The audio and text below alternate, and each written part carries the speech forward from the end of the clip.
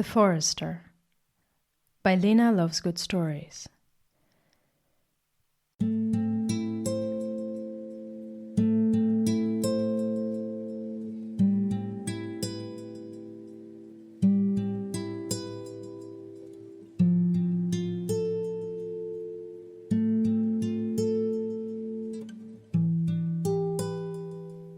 We used to live together. We used to be comrades in the struggle against boredom, in a province town where no one lives and nothing happens, both victims of a job market that blows people across the country without caring for their private lives. We were confidants, companions, and strangers. I have moved on. You are, surprisingly, still here. But you've always had more stamina than most. You are different from the people I usually befriend. Coming to appreciate you took me time, but I have, and I find you sincere, modest, and surprisingly funny. I have come to like you, yet I've never seen the man in you. My gaze has never dropped to your lips. I never thought of touching you. Until now. You don't mind, you ask casually, your hands already moving to your belt. I stare at them for a second. Oh, not at all, I say, trying to mimic your tone. I sit on your couch, computer on my lap, polishing the slides that I put together for tomorrow's meeting during the train ride. Sure, you can stay at my place, you said on the phone. I already have a different engagement, sadly, but there still might be time to chat. And I'm free Wednesday night. Perfect, is what I thought. We can catch up and I don't have to find a hotel. Somehow, getting naked was not part of the plan. I try not to stiffen, not to look at you as you undress, not to wait for the sound of your zipper. I cannot help but watch out of the corner of my eyes as you step out of your trousers. You keep talking to me, casually, but I have no idea what you say. You saunter across the room, collecting your suit pants, which are arranged neatly on a coat hanger by the door. I stare at my screen without reading anything. You pull your t-shirt over your head and let it drop to the floor, still talking. Shit, I would have taken you for a prude, but it turns out the prude in the room is me. You are the one who's naked, yet I am the one who is so self-conscious I can hardly... Wait, oh no. You asked me a question, didn't you? I raise my head and put a far-away look on my face as if still fully engrossed in my work. I'm sorry, you were saying? You stand in the middle of the room, facing me. Your legs are now covered by the black, silky fabric of your suit, but your chest is bare. I am careful to look only in your face. So why do I still see you? Your shoulders, your nipples, the dark hair curling below your navel. You smile. Never mind. You turn to your wardrobe to pick a shirt, allowing me to study your back, muscles shifting beneath the skin as you reach up.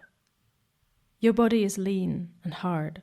Your neck is divided by a sharp line, tanned above, pale below. You don't go to the gym. Your muscles come from roaming the woods every day, from lifting heavy loads, from chopping wood. I've watched you, from an upstairs window down in the yard, steaming, axe in hand, your breath pluming in the freezing air, your movements rhythmic and precise, relentless. I look at your back now and imagine how I raise from my seat and lay my fingers on your skin, between your shoulder blades and up, tracing the line of your tan, further up into the stubble of your hairline. You freeze, but do not flinch, tense, surprised, aroused. You take a deep breath. You turn your head. slowly. It does not happen, of course. I stay glued to my seat, jaw slack like an idiot. You ask me something. I manage to reply something. You shrug on your shirt and turn back around. You button your sleeves. Double shit. Nothing gets me like the sight of a man buttoning his shirt. Why do you have to wear a suit to the theater? Who in their 30s does that? I watch, transfixed, as your fingers perform their task. Strong, sinewy hands with a pale scar across one finger. Nimble hands. Don't you think you'll be overdressed? I ask, as you fix your tie, still facing me. You shrug. I don't care. I am aware that you do not dress up for me, just as you did not undress for me. And yet, something has shifted in our relationship as you share this moment of intimacy. A marble has been nudged down the marble run, level by level. Click, click, click. Until with a bright cluck, it has come to rest in its new place. You're ready. You look pristine. The suit matches your beard perfectly. Every other accountant has a woodman's beard these days. But you are entitled to your beard. You are a woodman. I'll be back around 9:30, you say. Take your time. Well, you have the keys. Make yourself at home. Thank you. You find your way around? I do. I used to live here. Right. I have some rather decent cheese, and there's wine in the kitchen. And leave already? You grin sheepishly. Right. You're halfway through the door when you turn back around. By the way, I changed your tires. I am baffled. What? Your old bike, it's still in the garage. I changed the tires, in case you want to use it. You look pleased as you watch my stupefied expression. You shouldn't have. I finish lamely and feel the heat in my cheeks. I feel like a queen, but oh, I feel like a fool. Your eyes twinkle. Let us agree on I needn't have. You turn and leave. I stare at the closed door, cogs turning in my head. What has just happened? Why are my ears burning? Have I seriously just checked you out? I do not touch any of your food. I have plans of my own.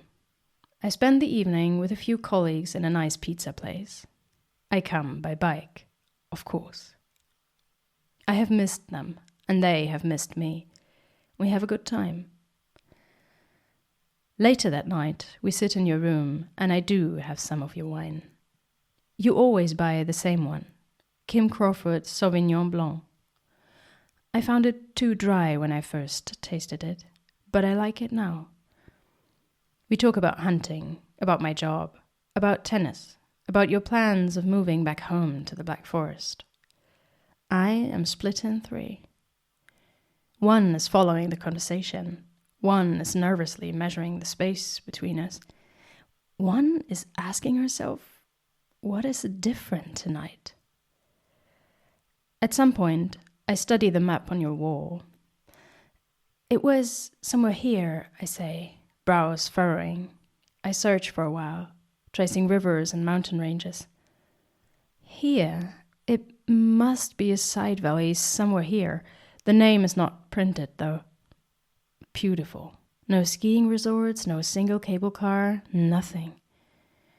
Without a warning, I sense the warmth of your body next to me. You stand beside me, studying the map. You're close.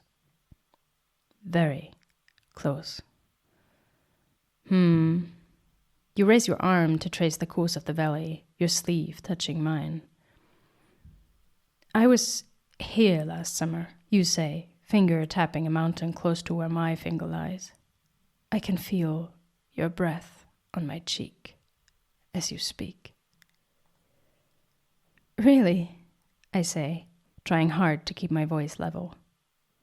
Yeah. The moment stretches, and we are awkward and clumsy like teenagers, and it is exactly as it should be.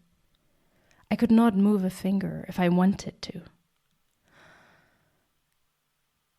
You break the spell when you finally turn away and search for your phone, saying something about pictures. It is late when we retire for the night. I lay in your sleeping bag. It smells woody, resinous, like it should. I can see you in it, lying on a bed of dry leaves under a canopy of birch trees. Are you comfortable? You ask. I make a sound that is supposed to convey my comfort. Your couch is perfect.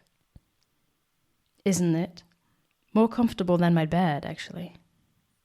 I can think of a dozen sly insinuations in response to that, and none of them comes out of my mouth.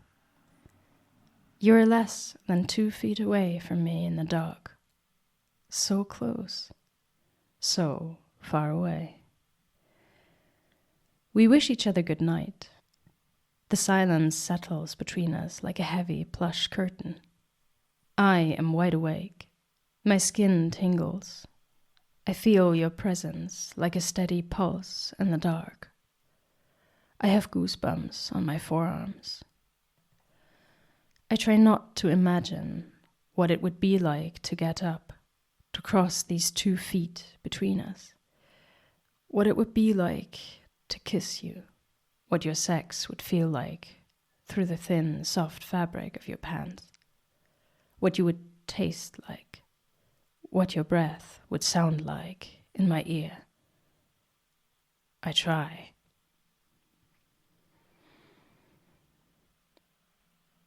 The other day, we watched a football match in the pub around the corner. I might have gone without you if you'd said no, but I wouldn't have put on a dress and lipstick. You bring a friend. He's nice, funny, easy to talk to. I have regained my cool. I can do this. I keep a good balance between watching the match, talking to your friend, and flirting with you.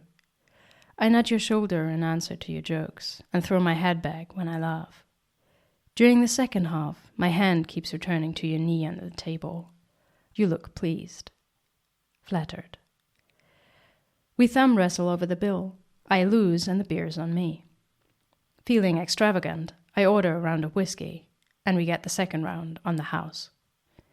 When we leave the bar, it is late for a Wednesday night.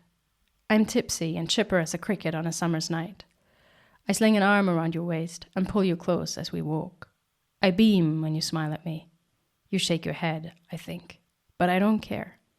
I know you like me like this. When we reach the front door, I think, if this was a movie, you would kiss me now. You would wish me good night and, being a gentleman, you would bid you a leave.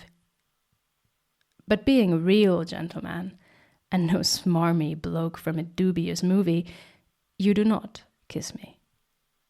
If anything is to happen tonight, I am the one to initiate it. But how to go about it? Remember my boyfriend? You used to play tennis together, right? Yeah, he's doing great, but he's not here tonight and it won't kill him, so want a shag? I cringe. No, that won't work. After you, you say, and I walk past you and blow you a fleeting kiss with a wink, just on the right side of playful. 2 feet of black, empty space between our bodies. So close, so far away. Then a rustle of your sheets in the dark, like thunder in the silence. I shuffle into the kitchen, eyes blurry in the harsh morning light. I've washed my face, but I'm almost certain there's still mascara on my cheek. You look fresh, wide awake, dressed in rough workers' clothes with a ton of bulging pockets. Coffee? You ask. I sink onto the doorstep, trying to pull my large band shirt over one knee. The name on the front is no longer readable, but it's the kind of music I used to find romantic at 15. A bunch of lank-haired guys screaming about pain and death.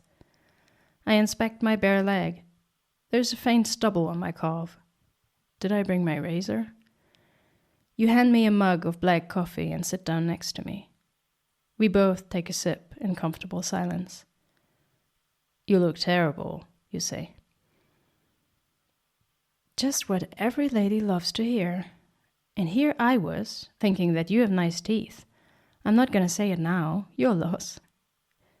From the corner of my eye, I see your hand stop mid-air at the backhanded compliment. I smile. You put your mug on the floorboards with immense care.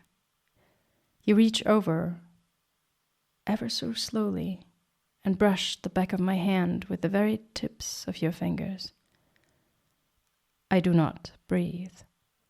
Your touch is weightless. You trace the line of my index finger, from knuckle to tip and back. The clock is ticking. The wood is cool under my feet. The coffee is bitter on my tongue. Suddenly, we hold each other's gaze. There are tiny green freckles in your inner irises. You lean in. I reach for your arm and wonder briefly where I've put my cup. Then I have both arms around you, and you hold my face, and we kiss. The whole length of my back is pressed against the wood of the door frame. You make that sound in the back of your throat, that sound between a groan and a sigh, the sweetest sound on God's green earth. Right now, I would kill for hearing that sound another time. Luckily, I don't have to. My fingers slide up the back of your neck, into your damp hair, tug, and you groan again. I disentangle my leg from the shirt, and you pull me into your lap. Even through the thick, stiff fabric of your work pants, the pressure against my crotch is exquisite. I whimper. You chuckle. I bite your lip. Awkwardly twisted, tasting toothpaste and coffee, smiling, searching, breathing, drinking, drowning. Dry leaves rustle on the ground, and a deer steps into the clearing as we kiss. The sun slants through the canopy, drawing patterns of light onto our naked skin. I can smell the crisp air, the fern around us, the earth beneath us. A mug clatters and coffee spills across the floorboards. Reality pushes between us like a needy child, and I become aware that you are very, very late. I groan. We sit, gaze fluttering between eyes and lips, calming our breaths, smiling. In the end, you get up. You look down at me as you zip up your jacket. Bright orange softshell with a dozen more pockets and a woodpecker stitched across your chest. You pause. Are you coming back next month? You ask. And it does not sound as casual as you intend to. I might.